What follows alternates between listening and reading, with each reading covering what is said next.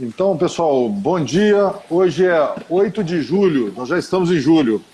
A gente espera que todos vocês estejam em boa saúde, em boas condições, dentro desse contexto de pandemia. Essa live acontece para o curso de Administração Judicial Aplicada que a gente está entregando no Tribunal do Estado do Piauí, onde a gente tem 11 unidades na modalidade de implantação prática e 20 unidades no interior na modalidade de implantação do modelo de gestão à distância. Essa live é o nosso momento de sincronização, é o momento que a gente tem para trocar uma ideia com nossos alunos, nossas turmas, e é um prazer estar aqui com vocês. Eu sou o Luiz Pedrosa e nós temos aqui conosco o Carlos Haddad. Questões de rotina, né? Essa live, hoje nós vamos falar sobre gestão de competências e na última live nós falamos sobre gestão do conhecimento. Nós estamos encaminhando para o final do quarto ciclo e vamos, se Deus quiser, começar o quinto ciclo, do quinto módulo do curso na semana que vem. Então, aliás, nós já começamos, viu, Luiz? Já abriu, né, na plataforma. Já está lá, já liberado. Que vocês estejam fazendo os rituais de gestão, registrando em ata e aproveitando dos benefícios que a gestão traz, né? Ou seja, melhor qualidade de vida, melhor clima, mais satisfação com o trabalho, etc, etc, como a gente sempre fala, né? Essa live, pessoal, é alimentada pelos fóruns de dúvidas, os compartilhamentos dos participantes na nossa plataforma EAD, né? A gente vê que a aba das boas práticas não está sendo muito utilizada.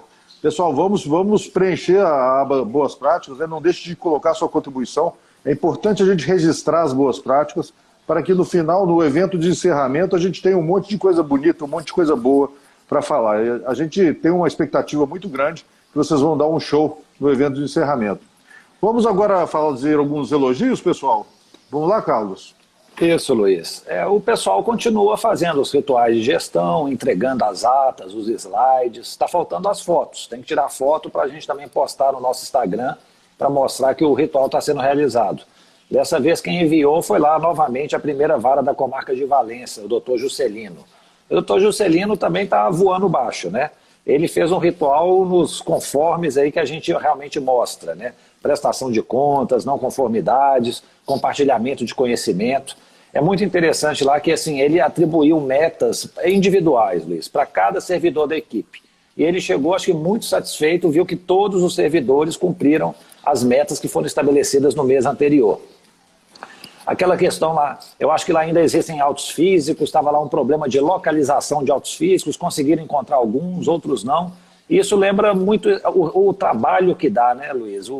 A perda de energia, de recursos, a gente ficar procurando autos físicos num cartório, né? Então, assim, isso aí realmente é algo que a gente tem que focar, porque às vezes passam-se dias à procura de autos sem encontrar, e isso aí era atividade que poderia estar sendo direcionada para outra, né, outra atividade mais produtiva. Eu achei interessante também que o doutor Juscelino ele implantou o projeto Guardião, né? Inicialmente ele começou lá com as ações de improbidade administrativa, ação civil pública, só que agora ele fez um levantamento das ações anteriores ao ano 2000. E na verdade são mais 66 ações que foram incluídas. Ele falou que acho que parece que a ação mais antiga que tem lá é um título, né, de executivo extrajudicial, tem 31 anos de tramitação. E o objetivo é esse, com o projeto Guardião, tentar acabar com essas ações que duram aí décadas, né? O único, acho que assim, o conselho que eu daria qual que é? Às vezes não pode atribuir muitos processos para uma única pessoa, né, Luiz? Então, assim, às vezes você dá uma carga para acompanhar muitos feitos para um servidor só apenas, é possível que haja um controle mais difícil de se exercer. Então, assim, na verdade, tem que selecionar aqueles processos que realmente precisam da atenção especial e que vão permitir ao servidor acompanhar sem o prejuízo das outras tarefas que ele está encarregado ao longo, né, da sua jornada. Ô Carlos, 30 anos, são praticamente, né, 3 gerações. Quer dizer, a pessoa que moveu essa ação aos 30, hoje está com 60, né? Ou seja, praticamente a vida passou sem que ele pudesse ter o resultado dessa ação. Positivo ou negativo, né? Quer dizer, quase que os netos das partes é que vão eventualmente ter o efeito do judiciário. Mas antes tarde do que nunca, né, cara? E também tem uma questão seguinte, em se tratando de uma execução, às vezes é uma coisa mais complicada mesmo, né, Luiz? Assim, vai que a pessoa não tem recursos disponíveis, ou que está uma coisa mais enrolada, tal. Às vezes o papel do juiz fica até um pouco limitado para isso. O que realmente assim, é inconcebível uma ação durar muito na fase de conhecimento. Porque na fase de conhecimento o juiz, né, tem que ouvir provas, tal, ouvir as partes e fazer o seu julgamento. Isso aí não dá para durar tanto tempo. Mas depois, para cobrar esses valores, por vezes a gente encontra muito problema. Igual, por exemplo, a gente estava comentando, né, os processos de inventário. Existem processos de inventário que não tem fim. E acaba que, assim, aquele negócio, quanto mais tempo passa, pior fica a solução desse processo. Porque aí é mais herdeiros, é mais anos que se carregam, e aí se torna quase inviável. É aquele capítulo que a gente colocou no livro de insolubilidade processual, né, cara? Eu acho que para resolver esses processos antigos, eventualmente você precisa de uma turma, uma equipe multidisciplinar que consiga resolver os vários aspectos. É contábil, é psicológico, quer dizer, é uma variedade de situações que é quase que uma força-tarefa para resolver o caso. E a gente não tem essas forças-tarefas hoje no judiciário, né? Então termina que os processos envelhecem, vão ficando de solução cada vez mais difícil e vão passando os anos. Como o processo lá da família real, que tem mais de 100 anos. Isso aí. E aí é o tal negócio. Isso é um processo de conhecimento, né? É a decisão para chegar e falar assim, ó, tem ou não o direito, não está ainda executando nada. E aí já tem 125 anos nas costas de tramitação. Haja idade. Haja paciência, né? E nos fóruns de discussão, Carlos? O que nós temos lá nos fóruns de discussão? Ô Luiz, então nós encerramos aí o 4º ciclo, né? Já demos início ao 5, começando essa semana, já abrimos aí para o pessoal. O último fórum, então, foi encerrado, né? Vou mencionar aqui as 2 últimas mensagens. O Luiz Cláudio Pergentino, ele falou a questão da mudança, né? Por que a gente se conforma, por que às vezes é difícil mudar. E ele trouxe umas explicações filosóficas interessantes, né? Quando o homem era nômade, aí depois ele se tornou sedentário, aprendeu a cultivar tal, e aquilo ali mudou realmente o padrão de vida das pessoas, né? Ele se estabeleceu num ponto fixo, e aí parece que incorporou aquela mentalidade, fala assim, ó, é melhor ficar parado do que ficar andando em busca de alimentos. E talvez isso realmente carregue, né, para a nossa vida em geral. Ou seja, é melhor não mudar, se conformar do que tentar inovar, procurar algo diferente. Então eu achei assim, bem interessante essa proposta dele. E outra coisa, o doutor Antônio Genival também, ele estava falando de mudanças de hábitos, e ele fez menção a um livro muito interessante, né, O Poder do Hábito. Esse livro eu estou terminando a leitura agora também, é muito interessante porque ele fala o seguinte, a melhor maneira de você quebrar um hábito que é ruim, não é tipo assim, parar com esse hábito ruim, é você tentar substituí-lo por um hábito bom. Então assim, você vai ter aquele hábito, aquilo que você faz corriqueiramente, rotineiramente. É difícil você parar de fazer esse ato rotineiro. Então, se ele é ruim, tenta substituir por algo que é bom.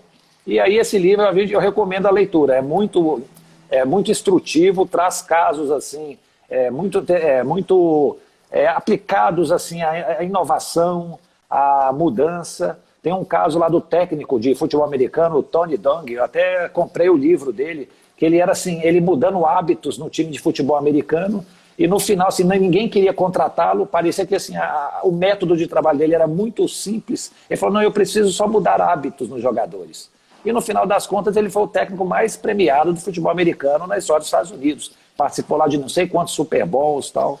E o doutor Antônio Genival fazia isso. Na minha vara, quando eu assumi em 2020, eu comecei a mudar alguns hábitos. E ele parece que está colhendo lá resultados excelentes. Uma das coisas que a gente sempre fala, né, é criar hábitos saudáveis na unidade judiciária, né? Então, o ritual de gestão, o hábito de acompanhar os relatórios, os números, tudo isso são hábitos saudáveis que tiram a unidade do voo cego para um voo, para uma gestão mais informada, com mais propriedade, né? Isso são hábitos muito positivos que a gente espera ter instigado em todos os participantes, né, dos nossos cursos, né, Carlos? Quer dizer, eu acho que a coisa que nos dá mais satisfação é quando a gente encontra, eventualmente, um ex-aluno e eles falam assim, puxa, não, estamos lá fazendo os rituais de gestão. É a melhor coisa do mundo. E nessa questão de hábito, Luiz, os indicadores eles têm um papel importante, né? Você vê assim, os indicadores do CNJ. Tem gente que reclama tal, mas assim, no fundo, por rudimentares que eles possam ser, eles trazem hábitos saudáveis. É mais ou menos assim, ó, meta 1, julgue mais do que entra. Meta 2, julgue os processos mais antigos. Meta 3, tente fazer mais acordos. São hábitos, né, que deveriam ser estimulados e a gente às vezes consegue isso por meio do indicador. Né? Você começa a medir aquela atividade, é uma forma de você estimular aquele hábito saudável. Então, Carlos, na última live nós falamos sobre conhecimento, né? O saber sobre tramitação, o saber da matéria jurídica, né?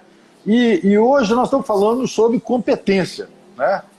E conhecimento não quer dizer competência, né? O modelo de competência aquele modelo chá que a gente fala, né, que fala conhecimento, habilidades e atitudes, né? Ele nos mostra que não basta o conhecimento. Eventualmente você tem uma pessoa que tem muito conhecimento técnico sobre o assunto, mas não tem uma atitude adequada, não consegue trabalhar em equipe, não tem liderança e também não sabe da prática, né? Eventualmente você tem uma pessoa que é muito prática, mas não tem a teoria, não tem o conceito. Então, qualquer mudança, ele não consegue entender a mudança e fica anacrônico, fica obsoleto rapidamente, né? E tem aquela pessoa que tem a prática, tem o conhecimento, mas não tem atitude, não consegue trabalhar em equipe. Então, quer dizer, a habilidade, essa atitude dentro do modelo chá, né, que forma a competência em si, ela existe quando você tem os dois juntos. Você tem o conhecimento, você tem a prática, né, o saber fazer e o saber ser, né, a atitude em relação aos outros, etc. É esse ponto central aí que a gente quer trabalhar hoje. Fala, Carlos. Isso. O chá é o acrônimo, né, Luiz, de conhecimento, habilidade e atitude. Isso aí é o modelo, assim, os Estados Unidos utilizam muito isso. E lá na França, eu falo na França porque assim, a Infam, né, a Escola de Formação dos Magistrados aqui nacional, ela utiliza muito uma abordagem que se aplica na França, na Escola Nacional de Magistratura Francesa, que é o dos saberes, que é saber, né, o conhecimento, saber fazer a habilidade e o saber ser, que envolve o relacionamento com as pessoas. É muito parecido com o chá, né? O objetivo é esse, ó. É necessário que desenvolva essas 3 competências para que você seja um profissional completo, né? Imagina, Luiz, um cara cheio de atitude, altamente proativo, com conhecimento zero e habilidade nenhuma. Ele vai fazer um estrago formidável, não? Um desastre. Napoleão falava isso, que não tem nada pior do que uma pessoa com iniciativa sem conhecimento, porque ela faz muito estrago. O importante é você ter pessoas com conhecimento e com iniciativa, senão pode ser muito desastroso. Ô Carlos, sobre esse negócio da competência, né, a gente fala muito para os nossos alunos aquele circuito, aquela trajetória da competência e da consciência, né? Eu acho isso super interessante porque a gente vê isso na nossa vida. Assim, no primeiro estágio, você é incompetente e inconsciente da sua própria incompetência. Então, é mais ou menos assim, aquele cara que precisa aprender Excel, mas ele nem imagina um contador, né? A gente falou sobre a contadoria essa semana passada. Imagina um contador do tribunal que ele não sabe trabalhar com Excel, né? Então, às vezes ele é incompetente e é inconsciente da necessidade dele adquirir essa competência, né? Então ele está no estágio de incompetência inconsciente. Aí alguém chega para ele e fala, doutor, por favor, você tem que aprender a trabalhar com Excel, é uma ferramenta maravilhosa, tal. E só dele adquirir essa consciência de que precisa aprender o Excel, ele já passa, né, ele começa a se interessar, abre o Excel, experimenta algumas coisas, ele começa a melhorar a sua competência, da sua habilidade no trabalhar com o Excel, e aí ele passa para um estágio de incompetência consciente, ou seja, ele tem a consciência da própria incompetência, né? E ele fala, eu preciso melhorar, eu preciso resolver esse problema. Aí ele vai, faz curso de Excel na internet, busca ajuda, o sobrinho mais novo, vai aprendendo e tal, até o momento que ele começa a ter a competência consciente. Ou seja, ele tem consciência, ele consegue trabalhar com o Excel, ele consegue trabalhar, operar aquele equipamento, aquela ferramenta, mas ele tem muita consciência do que ele está fazendo. toma muito processamento cerebral. E aí, no último estágio, né, Carlos, a gente tem a competência inconsciente, que é quando as pessoas desempenham muito bem de forma inconsciente.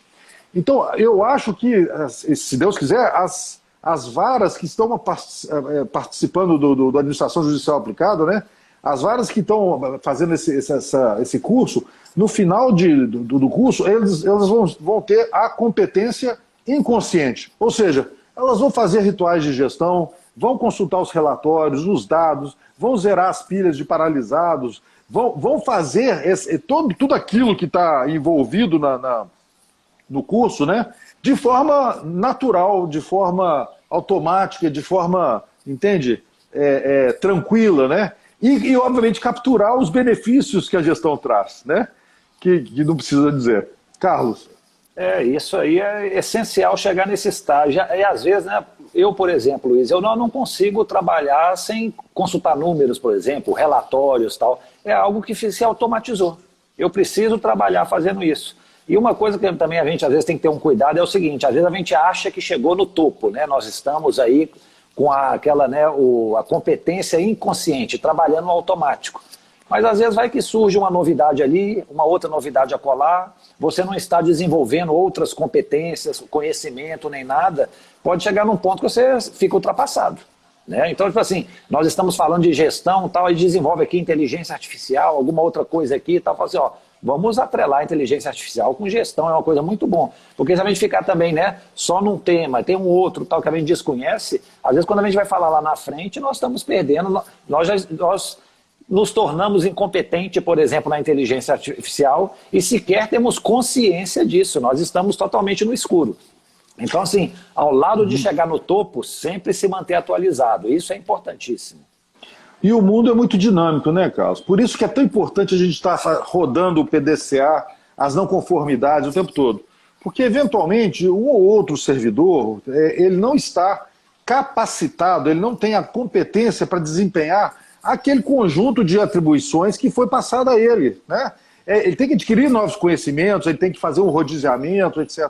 Então, a partir do momento que você tem um estado de atenção sobre essa questão da competência, conhecimento, habilidade e atitude, né? Porque eventualmente a atitude da pessoa está lá, mas e eventualmente ele até tem o conhecimento teórico, mas ele não sabe fazer.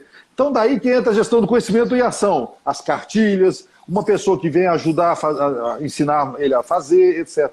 Então é muito importante que quando a gente identifica uma não conformidade, um trabalho que não foi bem feito, as coisas que não estão acontecendo como a gente gostaria, que a gente tenha esse pensar sobre competência. Será que as pessoas que estão realizando esse trabalho estão adequadamente capacitadas? Elas têm a competência para realizar o trabalho?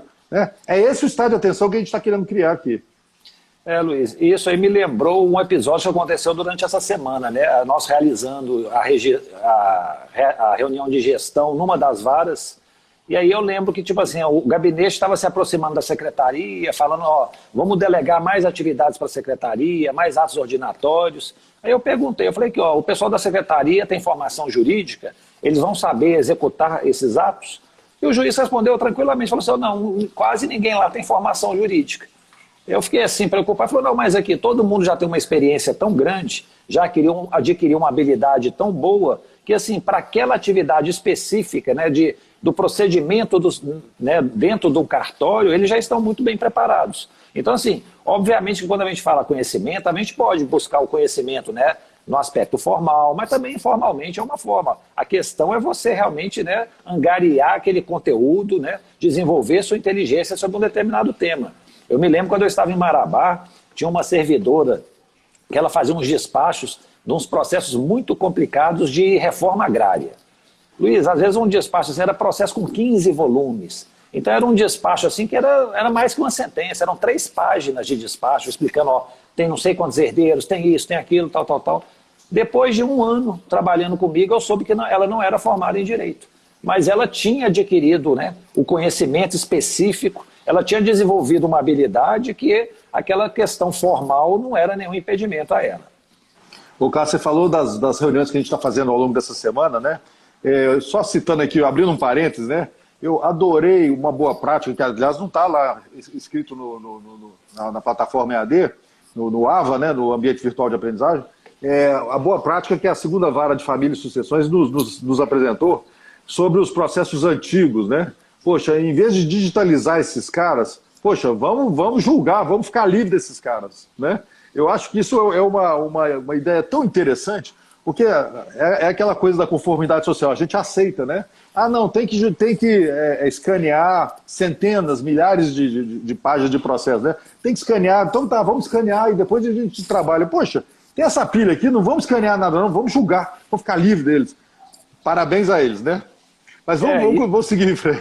Isso é a aplicação prática aí do conhecimento, né? Eles perceberam que assim, é muito mais rentável, né? Mais profícuo, né? Resolver o processo do que digitalizar, então vamos em frente. E acabou que eles falaram o seguinte, né? O índice de recursos lá é muito baixo, né, Luiz? Então, assim, quando não digitaliza, como o índice de recurso é baixo, não vai ter uma tramitação depois no tribunal. É praticamente para julgar o processo e cumprir e remeter para o arquivo.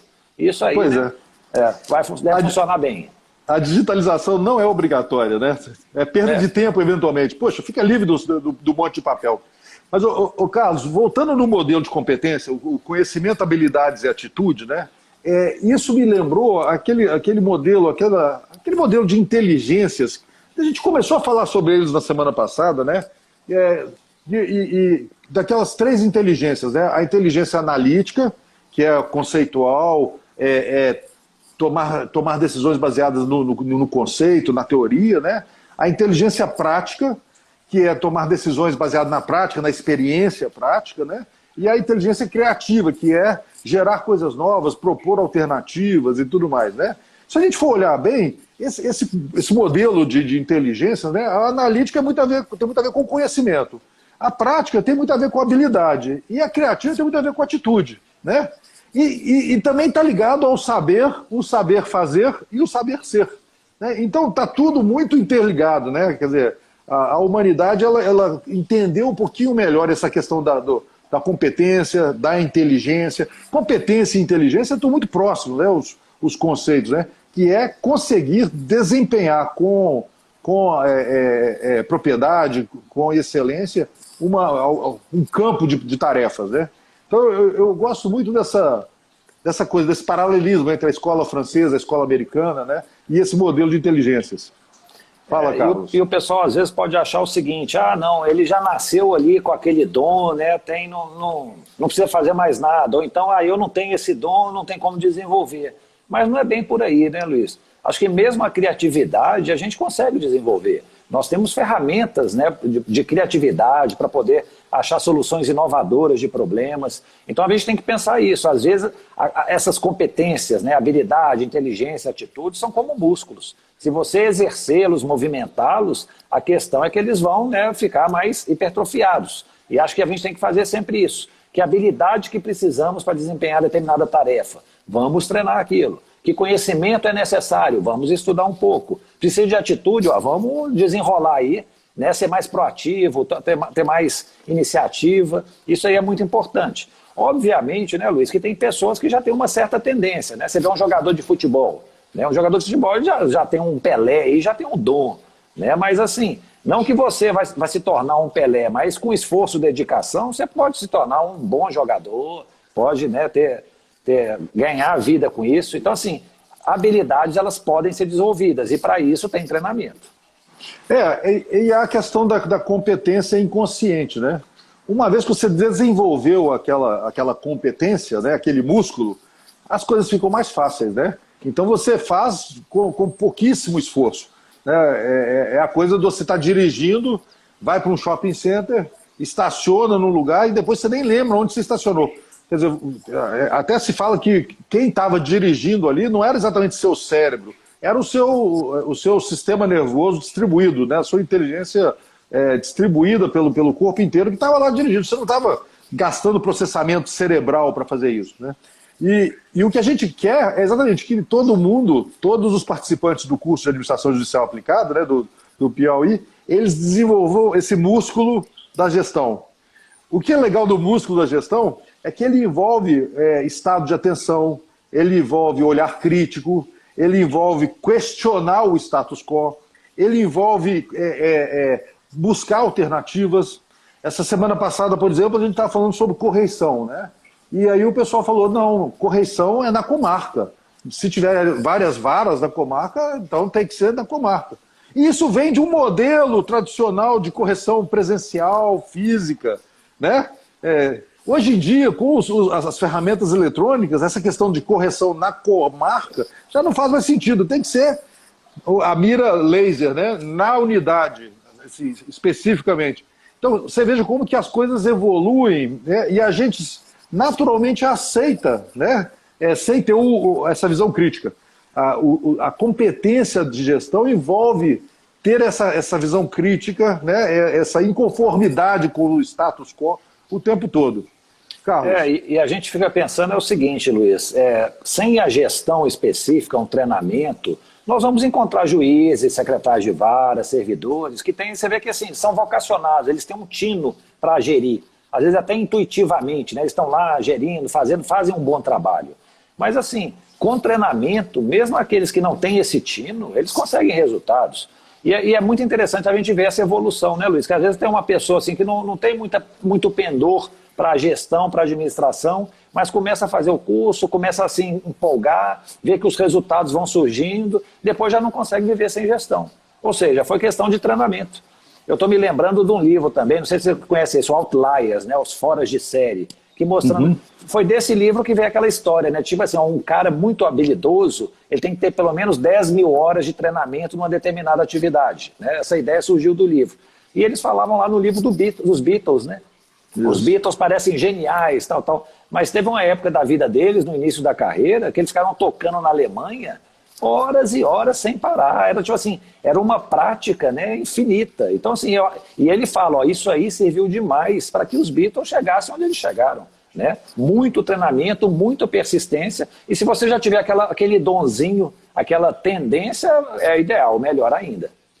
Malcolm Gladwell, que é o autor desse livro, Outliers, né?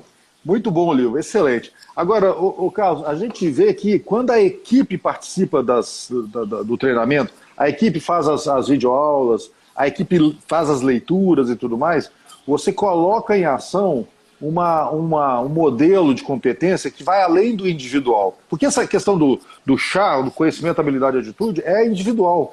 Mas nós temos uma competência coletiva, né? Essa inteligência coletiva que faz, às vezes, de um time que não tem nenhuma estrela, ser o campeão do torneio, né?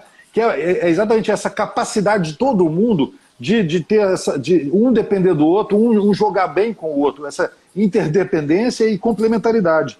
Então, quando todo o time adquire o conhecimento, né, a habilidade, a atitude, você tem o surgimento de uma competência coletiva, de uma equipe de alto desempenho. E é isso que a gente está vendo em algumas unidades, né? Uma equipe de alto desempenho. Tem uma das unidades, o que a equipe combinou? Magistrados, secretário de vara, servidores, todos estão lendo, né, fazendo as videoaulas, lendo material e tal. Eles se reúnem periodicamente, não sei se está de 15 dias ou uma vez por mês, discutem o conteúdo do que eles estudaram, né, da matéria estabelecida, e aí eles vão começar a aplicar aquilo. A gente nota que o envolvimento deles é muito grande, né, Luiz? Você vê que é um aprendizado assim generalizado, um aprendizado coletivo, uma troca de informações e de ideias muito expressiva, e os resultados que eles estão conseguindo é muito importantes, impactantes, né? Então, assim, essa aquisição de conhecimento, de competência de forma coletiva eu acho assim, é algo que a gente tem que estimular até mais, né, Luiz? Que eu acho assim, vale a pena a gente apostar nessa ficha. E existe um efeito multiplicador que é a socialização. Lembra da gestão do conhecimento? Aquelas ações da espiral do conhecimento, né? A socialização, a externalização, a combinação e a internalização, né? Então, quando você roda o modelo de gestão e você tem as pessoas trocando ideias, né?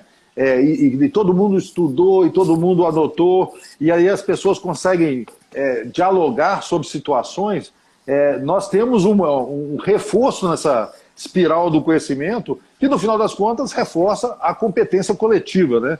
Porque todo mundo está lá no fazer, e aí você está reforçando o conhecimento, né? O conceitual junto com a socialização, o saber fazer, etc. Acho que é poderoso esse ciclo virtuoso que a gente coloca em ação. E a gente está falando aí de competência, todo mundo tem que ser competente, desenvolver competência. Como é que a gente faz isso, né, Luiz? Eu fico vendo, por exemplo, lá na França. Lá na Escola de Magistratura da França, eles selecionaram 13 competências para os juízes. Então, assim, o foco deles é um treinamento que dura quase 2 anos, sabe? Um treinamento bem extenso, tudo, para eles desenvolverem essas habilidades. E aí, por exemplo, tem habilidade assim, capacidade de trabalhar em equipe, capacidade de adotar uma posição de humildade ou de autoridade. Então, assim, são 13 itens que o pessoal trabalha durante esse tempo. É curioso que o treinamento lá envolve até uma situação dos juízes trabalharem como carcereiros. Eles passam lá 1 semana num estabelecimento penitenciário, fazendo o papel de carcereiro, porque é tipo assim, talvez uma competência, o que é uma empatia. Eles vão mandar, talvez, muita gente cumprir pena atrás das grades. Então, eles têm que ver lá como é que funciona aquilo, como é que é o outro lado. E é um modelo assim, é um modelo brasileiro, né? Lá na França, eles pegam os juízes muito novos. Às vezes são juízes pouco experientes, mas que saíram da faculdade, se prepararam muito para o concurso e ingressam. É totalmente diferente do sistema americano, o sistema inglês. Que lá no sistema americano e inglês, os juízes são eleitos, são escolhidos lá os melhores advogados, né? Um juiz federal, né, americano, ele é indicação do senador, é escolhido pelo presidente da República. E aí, assim, eles já chegam lá meio que treinados, né? Já tem um preparo muito grande, diferentemente, né, de nós que temos assim, muito pouca experiência. Então, assim, esses programas de formação têm que ser realizados para isso, desenvolver competências. Então, a primeira coisa é, que competência que eu preciso desenvolver? Eu acho que essa é a primeira questão. Carlos, você falou isso do judiciário, né?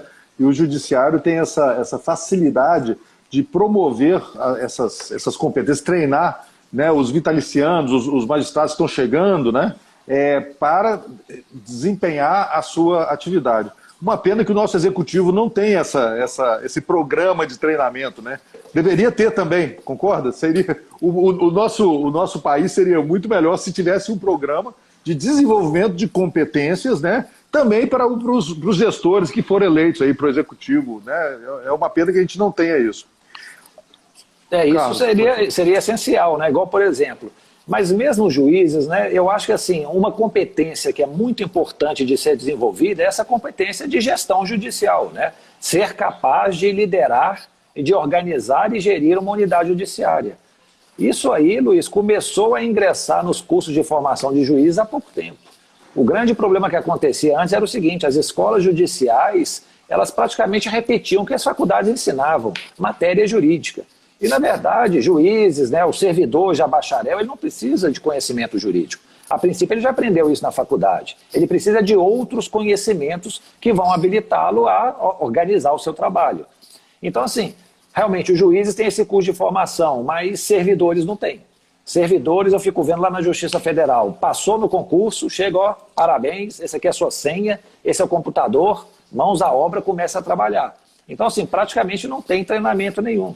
E imagine isso no executivo, como você está falando.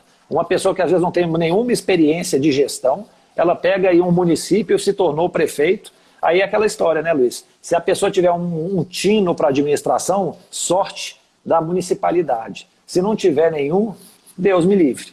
E aí esse é o problema, é muito improviso, né? E a gente precisa realmente de ter o quê? Treinamento para desenvolver determinadas competências. Ô Carlos, então falando isso, o que me vem à cabeça? O judiciário tem tudo, tem a faca e o queijo na mão para ser, dentro de poucos anos, o poder, né, o pilar do poder público com a maior competência em gestão, né, com o melhor desempenho. O judiciário tem tudo para ser isso, né, para dar um show de competência, um show de civilidade, um show de exemplo para os outros dois poderes, né? Agora, de fato, as coisas não acontecem da noite para o dia. O que a gente mais vê é curso de gestão que trata os conceitos de maneira padronizada, né? Então, quer dizer, os conceitos da gestão, quase todos, eles são simples. Você entende, você até lembra. mas como tem aqueles níveis do conhecimento, né, você não consegue aplicar, né? Porque aplicar está num nível de conhecimento, uma maturidade um pouquinho maior, né? Então você tem que aplicar para poder efetivamente dizer que conhece, que sabe fazer, né? É a competência, o saber, mas você tem que saber fazer e tem que ter atitude do fazer, né? O saber ser. Então, assim, a coisa mais comum é ter curso de gestão que entra no ouvido, sai pelo outro e não adianta nada na prática. Luiz, por isso que eu sempre falo, a gente insiste, né? O nosso curso é de administração judicial aplicada. Ou seja, tem que ter resultado prático. Só transmitir conhecimento não tem muito sentido. E eu vejo isso, eu já li muita coisa sobre gestão, né, judicial aqui no Brasil. O que a gente percebe é o seguinte, são conceitos da administração que eles trazem para o judiciário sem nenhuma peneira, sem nenhuma tradução, que fica uma coisa assim. Você vai talvez adquirir um conhecimento, você vai saber o que é uma ferramenta SWOT, você vai saber o que é o PDCA, mas vai pedir para aplicar. Como é que você pode melhorar o serviço na sua organização aplicando essas ferramentas? Eles não ensinam isso. Eles dão um exemplo de iniciativa privada, que está lá falando de custo, de orçamento, de não sei o que e tal, que muitas vezes são até inaplicáveis aqui no judiciário. Imagina uma unidade judiciária. Na unidade judiciária, às vezes o juiz não tem assim, recursos financeiros, ele não é um gestor, né? Ele não tem dinheiro, tem lá talvez um provimento de fundos muito pequeno. Então, assim, para ele aqueles ensinamentos não tem aplicação nenhuma. Então, o que a gente quer é isso. Nós queremos o conhecimento que já existe disseminado aí sobre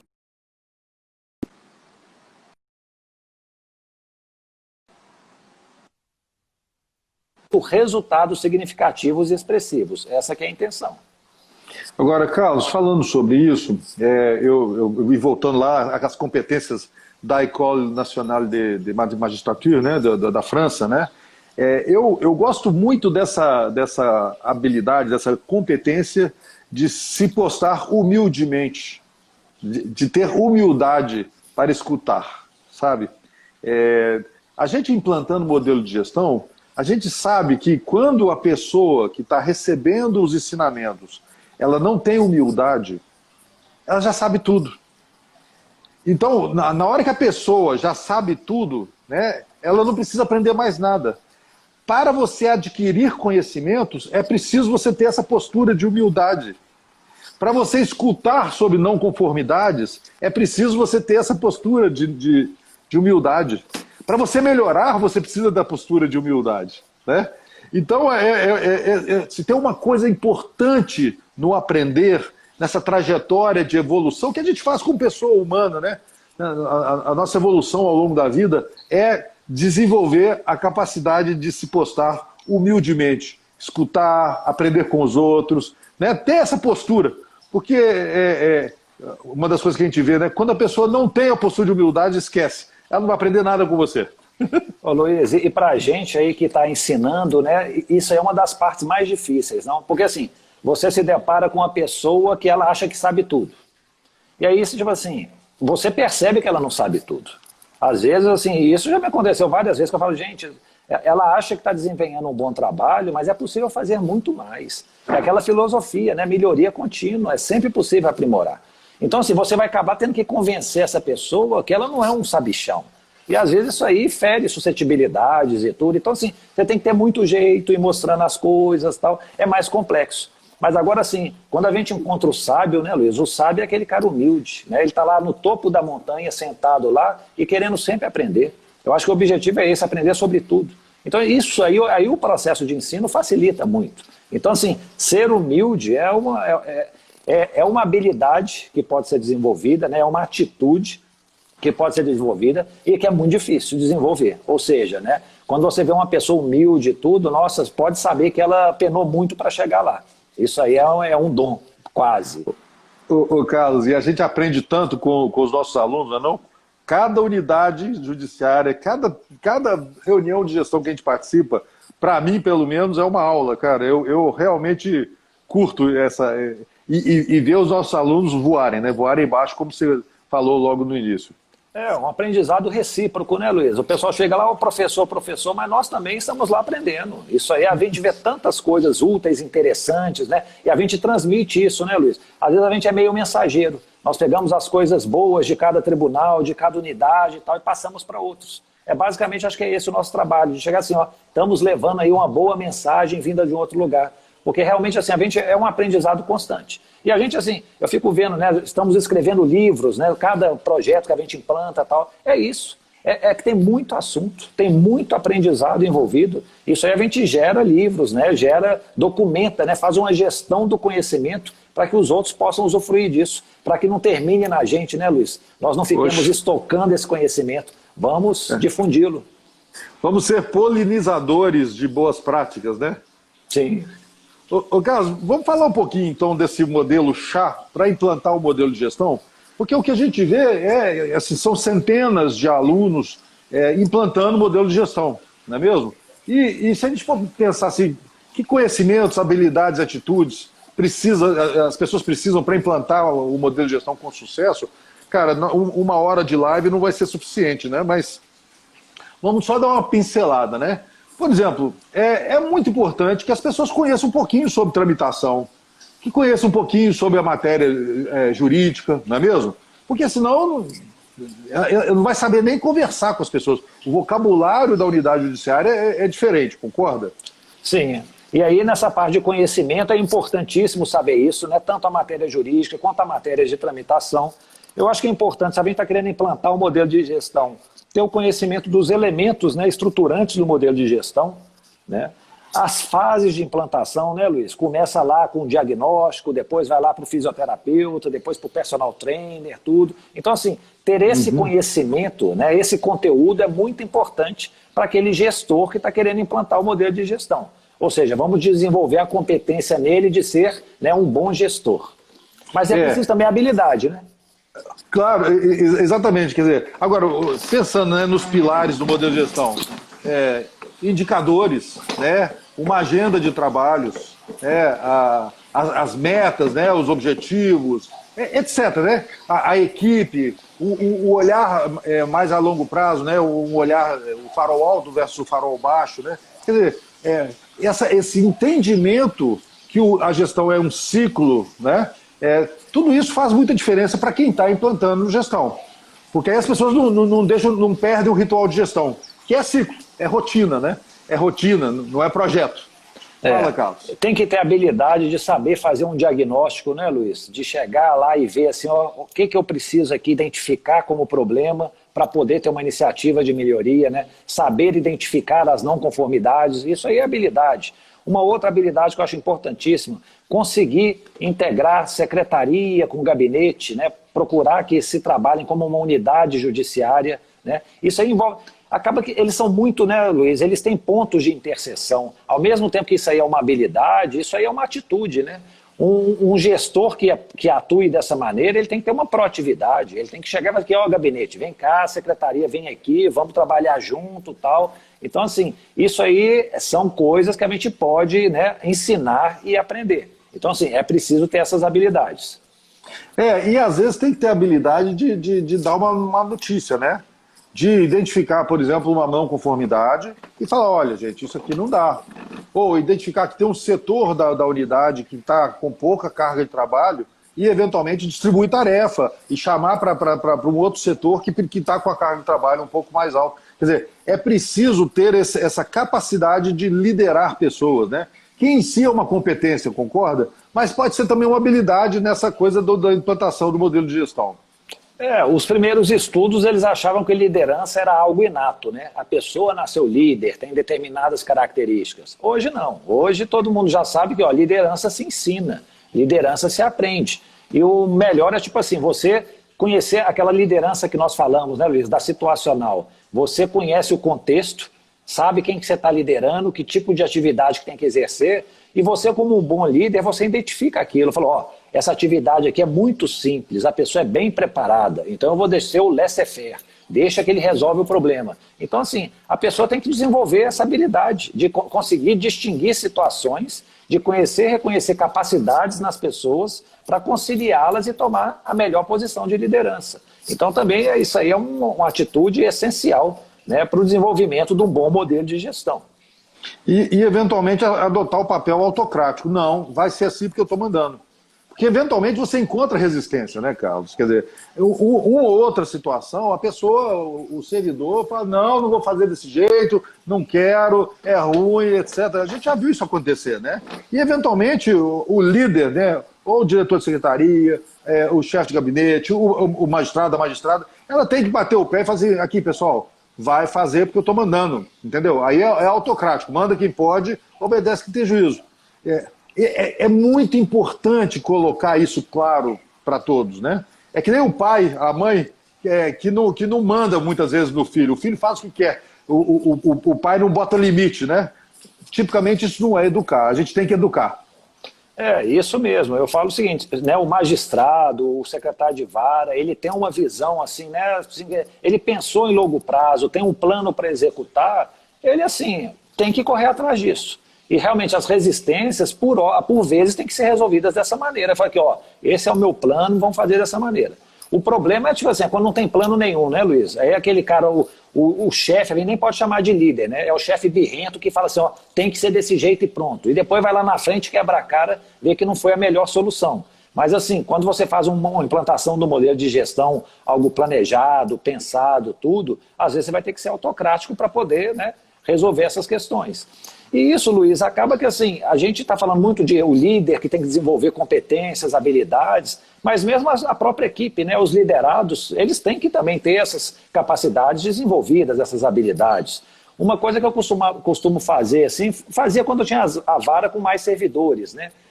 O rodízio de servidores, né? Eu acho que eu já contei esse caso várias vezes, mas não canso de repetir. Eu me lembro lá em Montes Claros, eu me reuni com a diretora de secretaria, nós verificamos quem poderia mudar de setor para poder, né, contribuir de uma maneira, né, diferente. Fizemos a reunião de gestão, coloquei um churrasco assim no slide lá, coloquei rodízio, R$59. E falei, quem que gosta de rodízio aqui? Aí todo mundo levantou a mão. Eu falei, então tá, então vamos começar nosso rodízio. Fulano sai da execução fiscal, vai para o juizado, sai do criminal, vai para atendimento, não sei, mudamos um tanto de coisa. Eles ficaram perplexos assim com aquela mudança. Acharam que era uma coisa assim impensada, um chute dado. Mas não foi bem isso. Depois, Luiz, de uns 6 meses, já teve servidor que veio conversar comigo. Falou, ô doutor, ótima essa sua mudança. E sabe por que foi ótimo, Luiz? Porque foram desenvolvidas novas competências. Ele estava lá assim, acomodado no juizado especial, foi para o setor criminal, começou a aprender a rotina criminal, precisou começar a estudar o processo penal, o direito penal, trouxe para a área nova, criminal, as práticas boas que ele tinha do juizado, enriqueceu aquele ambiente, os manuais que nós tínhamos, né, em cada setor, a pessoa que chega no novo local, ela adiciona conhecimento naquele manual, né? Então assim, foi uma coisa muito boa e o final foi esse, desenvolver competências na equipe. O objetivo é o quê? Que todos os servidores sejam coringas. Todo mundo tem que saber fazer todo mundo. Tem que ter todo conhecimento, habilidade e atitude para poder ter, né, a gente não ficar dependente ou refém de ausências, licenças, etc. Quanto mais competência você tem na vara, menos esforço você precisa fazer para entregar resultado. Não é isso? Quer dizer, sim, quanto mais capacidade, quanto mais competência, menor o esforço para entregar o resultado, né? E isso me lembra aquele lance do empenho e do desempenho, Carlos, né? Lembra a luta e tudo mais, né? Eu acho que a competência leva a mais desempenho, entende? E menos empenho, demanda menos empenho, né? Por isso que a gente vê nas varas, os resultados começam a aparecer e as pessoas falam assim, não, você está trabalhando mais? Não, eu estou trabalhando menos, né? Eu gosto demais de ver gente que eventualmente trabalhava no domingo para dar conta da demanda, né? E de repente está diminuindo o trabalho, né? Tá falando, não, agora eu não preciso mais trabalhar no domingo, tá certo? Eu acho isso super importante. E essa capacitação, o objetivo é esse, né, Luiz? A educação, acaba que isso é o que faz as nações diferentes. Então, assim, temos que treinar nossas equipes. E o treinamento, eu acho que vai até os estagiários. Eu me lembro, assim, que quando eu estava na vara de competência ampla, um treinamento que eu fazia, Luiz, me gastava 1 hora na semana. Eu falo assim, se o juiz não tem 1 hora na semana para conversar com seus estagiários, a situação está difícil. Mas o que eu fazia? Falava assim, pessoal, vamos fazer aqui, examinar dano moral, indenização por dano moral. Eu dava uma aulinha aí de uma meia hora para eles, o que é o dano moral, a responsabilidade civil, contratual, essa contratual, não sei o que e tal. Mostrava para eles como elaboravam uma sentença, né? Tem que ter uma fundamentação, um relatório, tem que ter a parte dispositiva, tudo. E entregava um processo para cada um de indenização por dano moral. Eu não pedia para ele, não falava qual que era o resultado. Falava aqui, ó, examinem e traguem uma sentença para mim semana que vem. Na outra semana eles traziam para mim essa sentença. Eu pedia para eles apresentarem oralmente o caso, né? É uma outra habilidade, tem que desenvolver a capacidade de falar bem, ele vai ser um advogado, vai precisar fazer uma sustentação oral. E aí ele falava, apresentava o caso, e eu falava, qual que foi a resposta? Falava, ó, eu condenei nisso, tal, paguei indenização de tanto, aí eu achei que não era caso de condenar. E aí nós começávamos o grupo todo a discutir isso. Eu lembro que foi uma época boa, Luiz, sabe assim, eu acho que é um aprendizado importante para o estagiário. O estagiário sai de lá aprendendo a fazer uma sentença, conhecendo alguns temas, tendo uma visão um pouco mais, assim, mais conta com a minha experiência, né, para poder, assim, ser uma lanterna na visão deles de casos novos. Uma coisa que eu achava interessante, quando eu pegava um caso criminal, eles sempre absolviam. Eles, assim, era falta da malícia, de perceber, tipo assim, o réu não está falando a verdade aqui, ó, tem várias provas que demonstram, né, que ele é culpado, mas assim, eles achavam que não, houve uma negativa da prática do crime e tal, olha, um erro judiciário, vamos absolver. Era aquela falta de experiência. Então, assim, foi uma experiência, acho que rica para eles, espero que eles possam aproveitar. Mas, assim, eu sei que eu com os estagiários mais habilitados e capacitados, a minha vida vai ser melhor, o meu trabalho vai ter mais qualidade.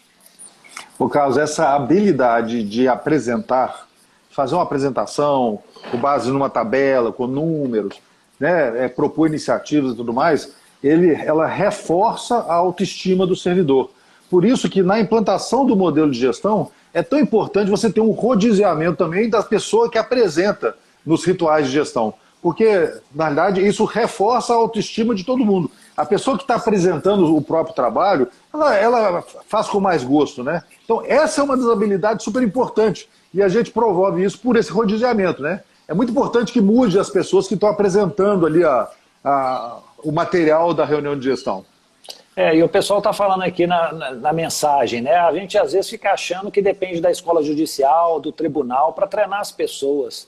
Nada disso, Luiz. Vamos fazer uma coisa caseira. Se o tribunal não tem condição de nos ajudar, se a escola judicial não oferece o que a gente precisa, vamos desenvolver isso, né? Eu fico pensando, olha só, o direito penal, quantas mudanças que o Código de Processo Penal teve agora. O juiz pode ser um professor, pode pedir ajuda ao promotor de justiça para ele dar umas aulas para a turma, para a equipe. Então, assim, vamos... E outra coisa, a equipe da unidade judiciária melhor sabe quais são as necessidades dela. Então, assim, se você conhece bem as necessidades, talvez seja você mesmo o capaz para poder suprir essas necessidades por meio de treinamento. Então, assim, não vamos ficar dependendo sempre, né, da escola judiciária do tribunal. A gente pôr na mão na massa aí, vai dar um pouquinho de trabalho, mas os resultados virão. E imagina o quanto de conhecimento não tem nas interfaces, né? Se você tiver um bom relacionamento com as interfaces, você pode chamar essas pessoas do Ministério Público, da Defensoria Pública, etc., né? Para chamar, dar uma palhinha, né? Eventualmente conversar com o time, falar sobre as coisas, como estão acontecendo e etc., né? Eu acho que isso é super positivo para o aprendizado coletivo, porque você trabalha muito melhor com a interface quando você sabe as pedras do sapato da interface. Concorda, Carlos? Exatamente. Isso aí tem esse duplo aspecto, né? Você estreita relações com as interfaces, você se vale do conhecimento delas, é uma oportunidade para você melhorar, né, o funcionamento, o contato, né, a superfície de contato que tem com elas para azeitar as engrenagens, tudo. Então, assim, eu acho que só tem a ganhar. O ideal é que a gente, né, possa pensar, a gente está pensando muito em unidade judiciária, mas na verdade, existe um microsistema, né, de justiça. Tem lá a unidade judiciária, tem a promotoria, a defensoria pública e tal. E assim, não que o trabalho tem que ser parcial, né, de amigo, não. É um trabalho integrado, cada um respeitando o outro, mas atuando de maneira cooperativa. Essa é uma situação ideal. O Carlos, no desenvolvimento de competência dentro do gabinete, dentro da unidade judiciária, né? Às vezes você tem que apertar um parafuso ou outro, né? Porque aquela pessoa, um ou outro servidor não está produzindo um trabalho de boa qualidade. Aí que entra a questão da avaliação de desempenho e de você ser capaz, ter a competência de dar e receber feedback. Isso é tão importante. dar e receber feedback.